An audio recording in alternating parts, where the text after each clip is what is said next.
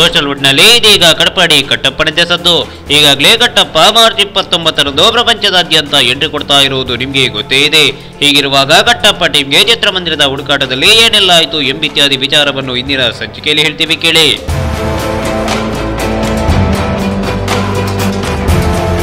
ಅಂದಹಾಗೆ ಕಟಪಾಡಿ ಕಟ್ಟಪ್ಪ ಪ್ರಪಂಚದಾದ್ಯಂತ 200 ಚಿತ್ರಮಂದಿರಗಳಲ್ಲಿ ರಿಲೀಸ್ ಆಗ್ತಾ ಇದೆ. ಸ್ವತಃ ನಿರ್ಮಾಪಕ ರಾಜೇಶ್ ಬ್ರಹ್ಮ ಅವರು ಹೇಳುವಂತೆ ಕಟಪಾಡಿ ಕಟ್ಟಪ್ಪನಿಗೆ ಚಿತ್ರಮಂದಿರದ ಸಮಸ್ಯೆ ಇಲ್ವಂತೆ. ಈಗಾಗಲೇ ಚಿತ್ರತಂಡ ತುಳುವರು ಎಲ್ಲಿದ್ದಾರೆ, ಎಷ್ಟು ಮಂದಿ ಇದ್ದಾರೆ ಎಂದು ಸರ್ವೆ ಮಾಡಿ ಚಿತ್ರಮಂದಿರಗಳ ಲಿಸ್ಟ್ ಆಲ್ಮೋಸ್ಟ್ ಫೈನಲೈಸ್ ಮಾಡಿದೆ. ಈ ಫೈನಲೈಸ್ ಮಾಡೋ ಸರ್ವೆ ಟೀಮ್ಗೆ ಎದುರಾದ ಅಚ್ಚರಿ ವಿಚಾರವೊಂದು ನಿಮ್ಗೆ ಹೇಳಲೇಬೇಕು. ಈ ವಿಚಾರ ಕೇಳಿದ್ರೆ ನೀವೊಮ್ಮೆ ದಂಗಾಗ್ತೀರಾ.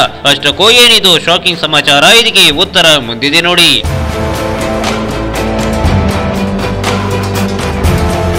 ಕಟ್ಟಪ್ಪ ಟೀಮ್ ತುಳುವರ ಬಗ್ಗೆ ಸರ್ವೆ ಮಾಡ್ತಾ ಚನ್ನಪಟ್ಟಣಕ್ಕೆ ಹೋಗಿದ್ರು.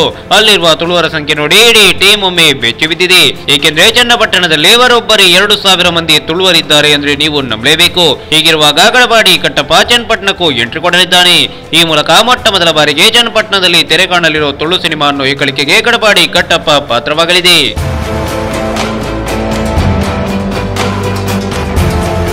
ಏನೇ ಇರಲಿ, ಕಟ್ಟಪ್ಪನಿಂದ ಚನ್ನಪಟ್ಟಣದಲ್ಲಿ ಎಷ್ಟು ಮಂದಿ ತುಳುವರಿದ್ದಾರೆ ಎನ್ನುವ ರಹಸ್ಯ ಇದೀಗ ಬಹಿರಂಗಗೊಂಡಿದೆ. ಹಾಗೆ ಪ್ರತಿಯೊಬ್ಬರು ಕಟಪಾಡಿ ಕಟ್ಟಪ್ಪ ಚಿತ್ರವನ್ನು ಚಿತ್ರಮಂದಿರದಲ್ಲಿ ನೋಡಿ ಚಿತ್ರತಂಡವನ್ನು ಪ್ರೋತ್ಸಾಹಿಸೋಣ.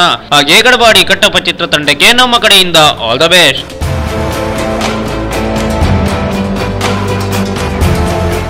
ಈ ಮಾಹಿತಿ ನಿಮಗೆ ಇಷ್ಟ ಆದರೆ ಕೋಸ್ಟಲ್ ಕನ್ನಡ ಪೇಜ್ಗೆ ವಿಸಿಟ್ ಮಾಡಿ, ಸಬ್ಸ್ಕ್ರೈಬ್ ಬಟನ್ಗೆ ಕ್ಲಿಕ್ ಮಾಡಿ.